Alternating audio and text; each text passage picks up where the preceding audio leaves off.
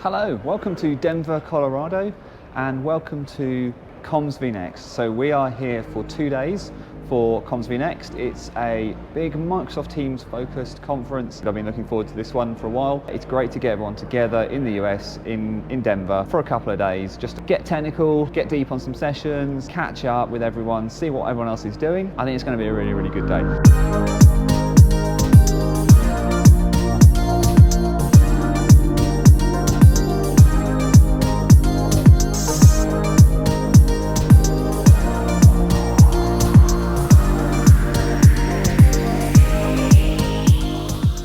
I don't normally review conference food, but this is breakfast and it's really good. Proper bacon, well, American bacon, good eggs, brioche toast. I've already eaten the sausages. Lots of choice and it tastes really fresh. Big fan of this for conference breakfast. One of the really nice things I think about this conference is its size. It's not super big and it's not super small. It's nice in that you can get around everyone, you can talk to everyone, you can see everyone. Where I am right now is the kind of big main auditorium bit behind me. We've got attendee registration, and then the principal main sponsors are along here. And then there's an expo hall in here with lots of the other sponsors. And then I think there's 3 main speaking rooms. And so that's roughly, I think, how the conference session works out. There's 3 different rooms. And that happens over the course of 2 days. So you can kind of see it's not like a mega conference, it's not like the Ignites and the builds of old, but it's also not like a really small conference. It's nicely positioned, I think, in the middle to kind of take advantage of the fact that everyone just wants to talk and catch up and network as well. So there's lots and lots of time in the schedule to do that, which is nice. Good morning, good morning. Comms vNext, good morning, Denver. Hello, everybody. We are here together. I am so excited to be with you. My name is Kara Wanigatima. I work on Microsoft Teams Engineering. I run our customer advocacy group and all of our global community activity. And this is what community is actually about. I have on real pants and actual shoes. I'm not an avatar. We're here together to learn, to explore, and to grow, and to learn about Microsoft technology. But most importantly, to have fun and really connect with each other. I can't thank you enough for taking time out of your busy schedule to do this. We really, really appreciate this community that we have in tech. And we're so grateful for people who organize events like this. Let's give a round of applause to the organizers of this event, please.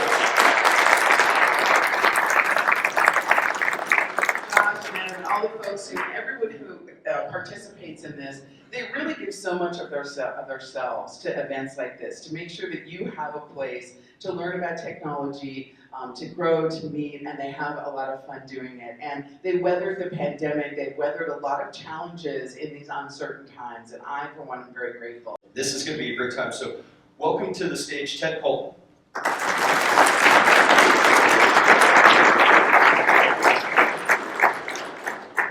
But don't always look too forward to the future. The past can sometimes inform you. So what's my message? My message is sometimes innovation is hard. Sometimes partnering with a number of companies, Microsoft included, isn't always a bed of roses. So for you that are in the OEM community and you're working through things and you're working against standards, it's okay. Things are going to happen.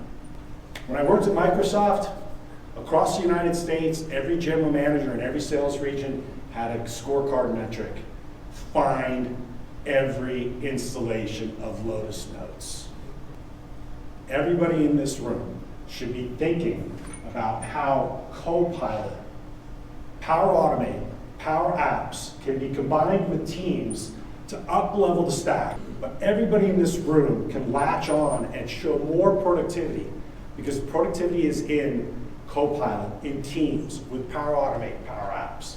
So we're done with the keynote, and one of the interesting things about this conference I think is a really good idea is there's now a break in the schedule to allow people to mingle, to allow people to catch up with each other, but also to go visit the sponsors. Sponsors are a really big part of any conference. I think we're just going to do a walk through some of the sponsor stand areas, some of the premium sponsors, and then we'll dive into the expo hall room as well. So let's flip around. We're going to start with Poly. Poly here, one of the premium sponsors. Another good reason for attending conferences is to get hands-on with the kit. And so it's a really good place to come if you just want to try the kit out and just touch it, feel it, play with it. And then right next to them you've got Logitech as well. again, these mock-ups of different spaces allow you to kind of just see how the kit works, how it's put together, and how it can work in these different scenarios. Another good reason, like I say, for coming to conferences like this, so you can try these things out and see how they look in different environments, get up close and personal with them, see how they work, ask for demos and all the rest of it. Along here next to them we have Neat, another device vendor, and again, good chance. So for instance, you might kind of zone in on this. It's a kind of interesting new form factor. We haven't really seen elsewhere as a kind of personal device, but then you can just walk around it, you can play with it, you can touch it, you can interact with it. Yeah, it's really nice to see all these things laid out. Coming down towards the end here, we have Landis, their contact center and attendant console. Again, they've always been a great sponsor here, and it's really good to see them. This is the main expo hall, the expo booth, and so you can kind of see all the different vendors here. Hey, how's it going? There's even people like Oracle here, Unimax. You might not kind of imagine them as being, you know, those kind of people you'd see, but it's interesting to see them. Ava guys are here. How's it going? Oh, I almost walked past the Yealink stand. I love stands like this where they have like live demos going on, so you can see like face tracking, for instance, people tracking. You can see how, as I move around the room, it's gonna track me and frame me, right? I think stuff like that is really cool to see. It's a great interactive demo. Over at the Jabra stand, and they have a competition running to win a Panacast or a pair of Evolve 2 buds. And again, you can see they've got their kind of rooms devices open, like here, so you can play with them and you can try them out. And then over here, they've got a bunch more devices you can see, headsets, and you can kind of, it's a good way of very quickly comparing devices as well. If you're not sure and you just want to have a look at like, how's this headset different from that headset, you can quickly get in there and just try them out and just see what you think of them. It's interesting, well, it's interesting to me anyway to see Shure here. They were here at Comsverse as well last year. And it's interesting because I wouldn't normally have thought of them as, you know, a voice partner, but actually think about it, like kitting out meeting rooms, all of that kind of stuff. It's commercial level audio and video equipment, and so they're a partner here as well, and great to see them sponsoring the conference as well. So when you're presenting, when somebody sends you an awkward text, like if somebody sends an awkward Teams message right now, it stays there, it doesn't come up here. Removing the number from the user, reprovisioning it back into the Teams Admin Center as an operator connect number, reassigning it to the user, and then you guys can go ahead and sign out, sign back in, do your testing, make sure that it works. One thing to note that we highlighted was that if that number is a conference number, it's not going to be reprovisioned. So far it's going great. We've had lunch, we've done some more sessions, learning lots, and in a minute I'm about to jump on a podcast, the Everything Teams Phone podcast. Such a cool setup they've got going on here actually that they've put together for the conference. It's this kind of fully set up podcast area where you can just come, and if you already have a podcast, you can record it.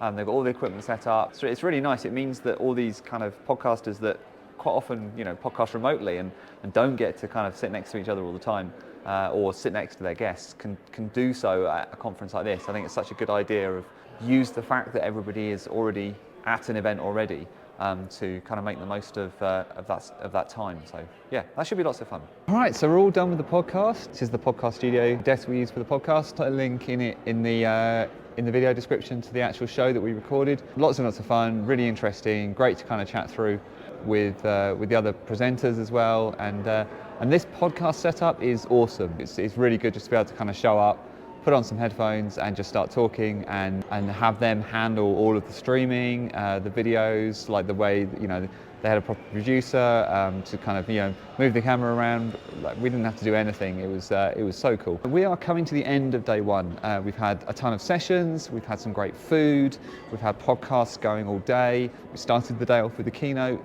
And in about half an hour as the sessions wrap up, we are going to have a happy hour to get all the attendees together with the speakers and the exhibitors and everyone else, just to kind of have a couple of drinks and just chat through the day, chat through what we learned, and just do some networking, make some friends. It's always a good opportunity to kind of get to know people. And then, yeah, later on this evening, get some food, get an early night probably, because we're going to do it all again tomorrow.